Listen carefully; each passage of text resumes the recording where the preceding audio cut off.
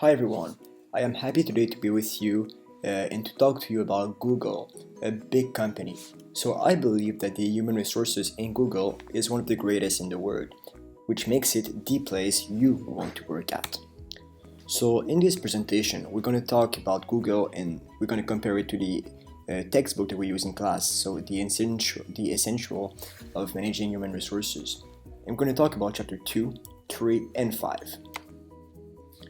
So these are our subject for chapter 2, so employment equity, different groups, diversity management, discrimination. Chapter 3 is going to be job description in the company, employee empowerment, employee engagement, group team, design of work, organizational work. And chapter 5, we're going to cover the training methods and the 70-20-10 methods. So let's begin with chapter 2. So like we saw in class, we do everyday or almost unconscious bias, and which basically we limit people and put them aside, and we don't even know it. And Google saw it, and they made actually a workshop where they invited a few employees, and they talk on how can they remove it, how can they include everyone. So I think that's a great thing because they could see how to do it, and now it works. They also Google said that every people from every nationalities, every culture can bring something new to the company, something special. So they try to include as many diversity in their company, and they also try to give the employment equity. So they try to have as many women as men. So here is a great diagram, is a picture of the gender equity. So 30% women, 70% men. So it's not quite equal yet, but it's getting better. And here are some numbers for the diversity.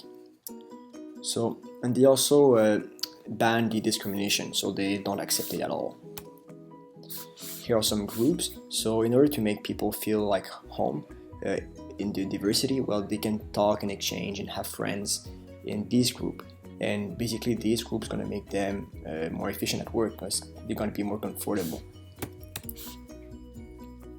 So now for chapter 3. Well, like we saw in class, the job description, Google has many of them in their website, and they all include what we saw, so job summary, expectations, standard performances, requirements, specification, task and duties, etc.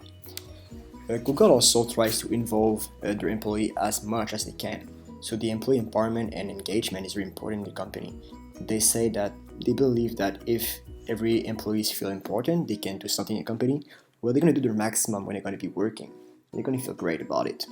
And they also have many teams. So as we can see here are some teams of Google. So they do group work, which is very efficient for them.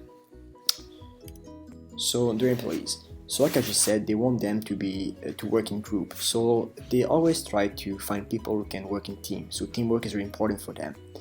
And they also offer many benefits and perks to their employees.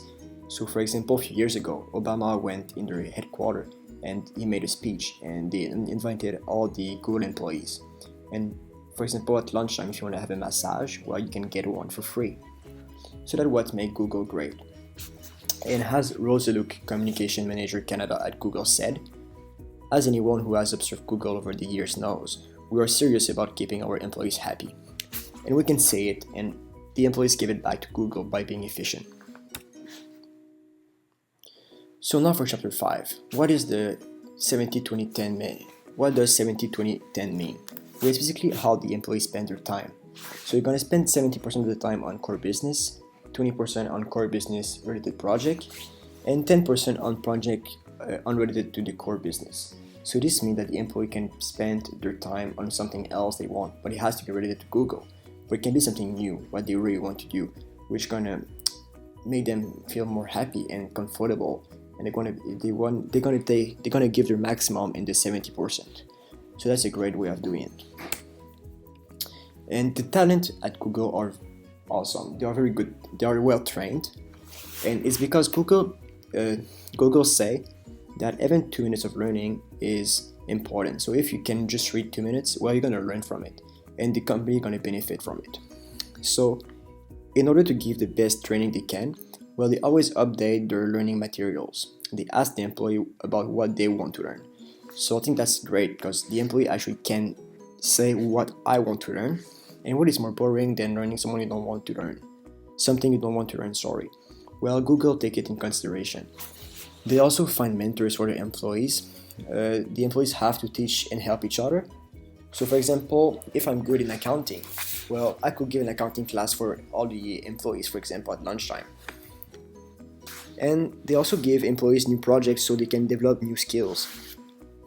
So what is more boring than doing the same thing over and over? Well, with this method, well, employees can diversify their working environment. So that is great for the company and their employees. So like we saw in class, treating their employee the right way is going to reduce the turnover in the company. So they're going to be able to save money on how they're going to spend on the recruitment, in the training, in the hiring process, etc. So because they treat their employee the right way, the employee is going to give more to the company. They're going to give back what you give to them. So you're going to be more efficient at work, more productive. So therefore, your company is going to be successful. And I believe we can compare this presentation on Google to the SAS one that we saw in the beginning of the semester. So SAS and Google have similar human resources techniques. So yeah, the method Google used to make their employees feel happy, so they involve them, they do group for them, they try to include diversity, etc. And this makes good reputation for the company. So in conclusion, all the things that Google make, it's not only legal issues, but it's making good business. So they're going to save money, they're going to be more efficient, their employees, so they're going to have more success. Make their employees feel like they are important. It's going to be only beneficial for them. So they're going to be more comfortable, they're going to feel like they are important, they're going to give their maximum. So employee involvement again goes with the same thing. So here are my works cited. So chapter 2, 3, and 5. And here's only some information that I used to learn about Google. And the link of the pictures are under them. So the tree. Well, I used a tree because I thought the human resources were the roots of the company. The company is a tree and the leaves are the product. So what Google does. And without the human resources, the human capital in the company, it wouldn't exist. So the main key of Google is its human resources. Thanks.